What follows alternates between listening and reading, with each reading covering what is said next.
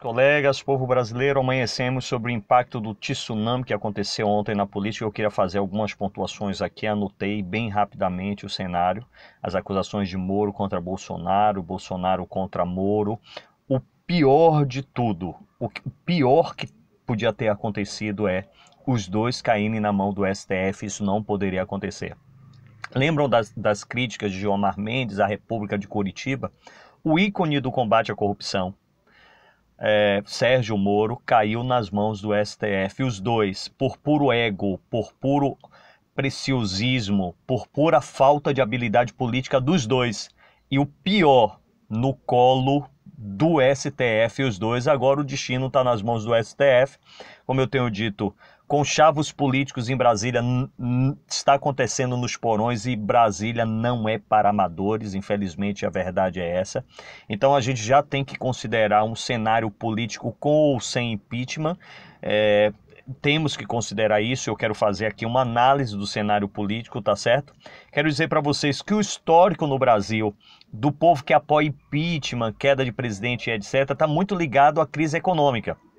Se o Brasil estiver bem economicamente, eu tenho que lhe dizer isso, o povo não quer saber se tem político roubando, se tem político mandando dinheiro para o exterior. Uma parcela do povo não guarda esses valores, infelizmente. Uma parcela da população brasileira, a gente sabe, tem que falar sério, não guarda esses valores, tá certo?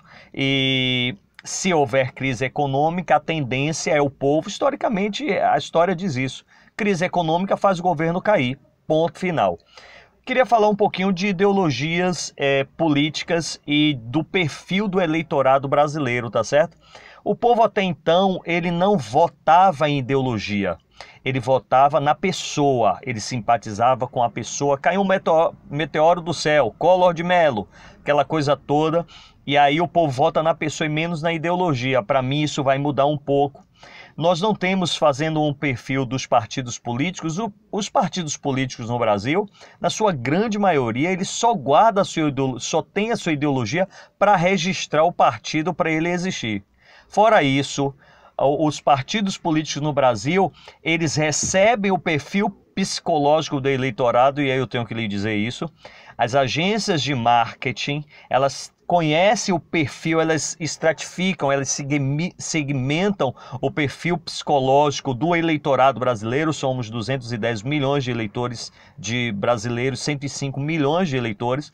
Então eles sabem qual é o perfil conservador, eles sabem qual é o perfil revolucionário, que tem menos valores base e mais uma tendência revolucionista de grandes mudanças e etc. E o conservador é aquele que guarda mais valores morais dentro dele.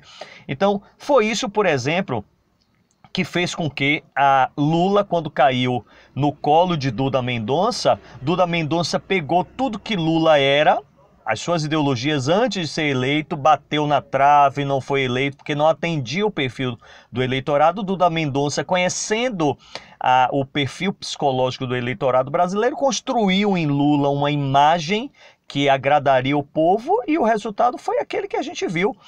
A eleição de Lula, não vou discutir o governo de Lula, mas a verdade foi essa: Lula deixou a sua ideologia partidária e aí partiu para uma imagem que combinasse melhor com o povo e ele foi eleito. A verdade é essa. Então os partidos políticos hoje no Brasil, na sua grande maioria, não guardam as suas raízes ideológicas, eles são do momento. O que é que o eleitorado quer?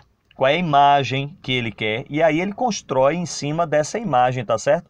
O cenário para as próximas eleições, eu queria aqui tentar traçar o cenário para as próximas eleições aí, porque é um divisor de águas tudo o que está acontecendo.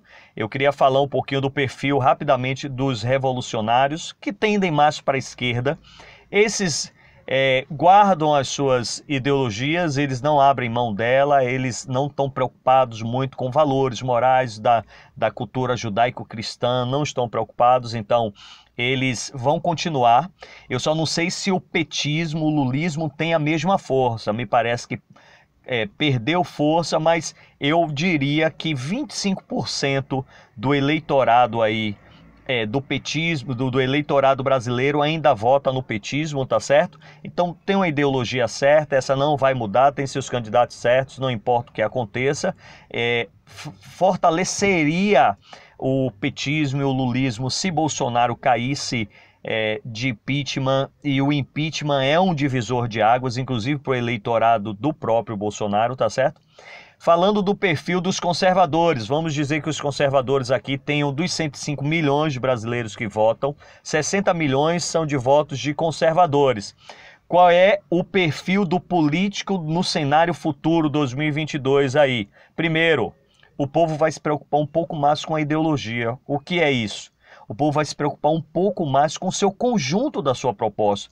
Quem é aquele político, as suas origens, de onde ele veio, o que ele sempre defendeu, tá certo? Isso vai pesar menos a pessoa para o eleitorado conservador e mais o conjunto da obra, tá certo?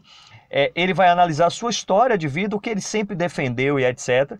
Para esse perfil de eleitores, o posicionamento político nos últimos 3 anos, olhando como se eu estivesse em 2022. Se ele apoiou ou não apoiou o Bolsonaro, isso vai ser determinante.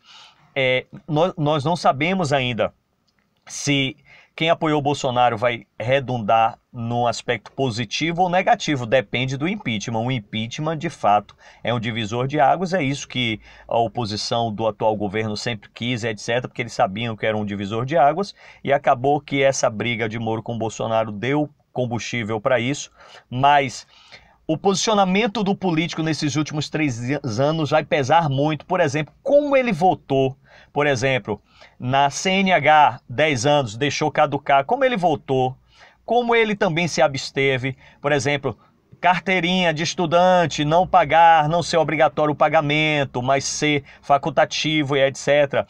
Também como ele votou na questão do imposto sindical obrigatório, se ele é a favor, se é contra, porque são demandas que o povo sempre esperou e que não prosperaram por conta da ingerência ali do Congresso, tá certo? Outra coisa, o eleitorado conservador vai ter mais um voto estratégico, como o revolucionário também, no sentido de que se eu voto no presidente X, eu vou ter que fortalecer a sua bancada. Isso vai ficar mais forte nas próximas eleições, no cenário das próximas eleições. Deputado federal, ele vai votar naquele que coaduna, que está mais alinhado com a proposta do presidente. Isso vai ser mais forte no Brasil, estou traçando o cenário de 2022. Propostas principalmente para deputados federais, propostas registradas em cartórios que sejam presos e comprometidos com a sua proposta. Porque para presidente da República a lei já exige que ele registre ali a sua proposta de governo, a sua plataforma de governo, mas isso vai ser... Para deputados federais vai ficar mais forte, ele vai ter que se comprometer, ele vai ter que apresentar a sua pauta de defesa, ele vai registrar em cartório, isso vai ser uma exigência que ele registre em cartório para que o povo cobre a ele no futuro. Uma outra coisa, o povo, principalmente para esse eleitor conservador, ele não quer políticos fazendo carreira profissional dentro da política. Então, políticos de 15, 20 anos, provavelmente tenhamos uma renovação muito grande no cenário, uma grande mudança.